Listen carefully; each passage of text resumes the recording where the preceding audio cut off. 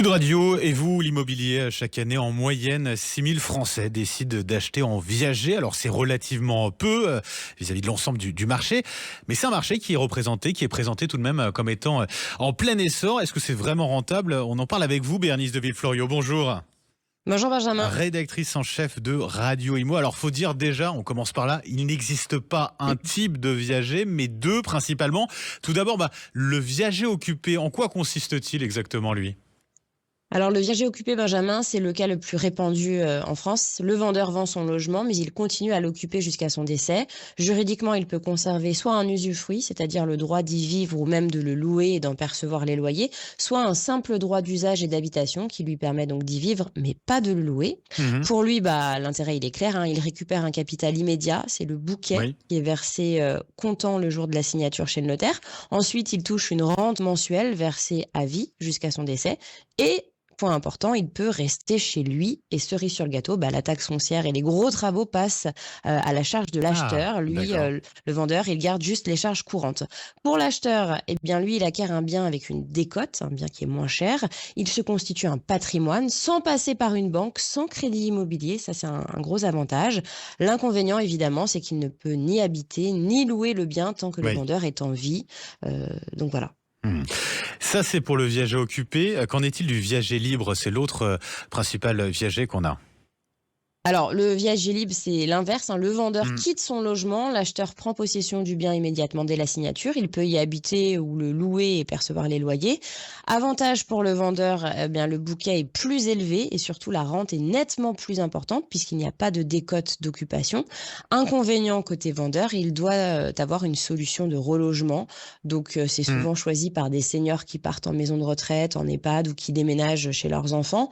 L'avantage pour l'acheteur, il devient propriétaire tout de suite avec un vrai usage immédiat. Pour un investisseur locatif, c'est très intéressant puisque les loyers perçus peuvent financer une partie de la rente. Inconvénient pour l'acheteur, c'est plus cher qu'un viager occupé, logiquement, et il assume toutes les charges, donc taxes foncières incluses. À noter que le viager libre représente une minorité des transactions en France parce qu'il y a moins d'offres. Oui, bien sûr. Et donc, on est surtout, pour le coup, sur des viagers occupés. C'est ça, effectivement, la majorité de ce qu'on a sur le marché. Comment ça se négocie, la vente d'un viager? Ça se déroule comment, une transaction? Alors, ça se fixe pas comme ça. On négocie en réalité quatre choses. La valeur du bien, le montant du bouquet, donc le capital qui est versé lors de la signature, le montant de la rente et le droit que le vendeur conserve ou non sur le logement. Le bouquet n'est d'ailleurs pas obligatoire quand il existe. Il représente souvent, en moyenne, c'est 30% de la valeur totale, mais il est librement fixé. Ensuite, la rente, elle est calculée en fonction de plusieurs critères. Donc, l'âge, évidemment, du vendeur, l'espérance de vie du vendeur toujours, la valeur du bien, le bouquet versé et même les loyers potentiels du logement. Et là, point essentiel, le notaire est obligatoire. Il faut bien avoir ça en tête, c'est une vente immobilière. Donc, c'est lui qui sécurise l'opération, le calcul de la rente et les clauses du contrat. C'est attention parce qu'il faut faire attention parce qu'il y a déjà eu des arnaques. Donc, il faut bien passer par un notaire. Et dans l'acte, on fixe aussi le rythme de paiement de la rente, la possibilité de l'indexer sur l'inflation et les garanties si l'acheteur, évidemment, cesse de payer. Alors, justement, quels sont les principaux pièges à éviter sur le viager ?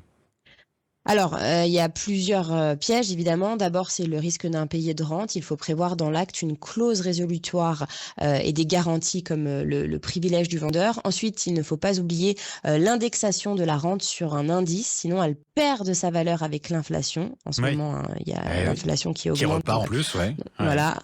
Pour les couples, il faut aussi prévoir une clause de réversion au profit du conjoint survivant.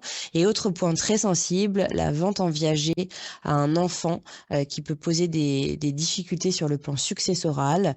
Et puis, il faut verrouiller noir sur blanc la répartition des charges, des taxes et des travaux. Ça, c'est important.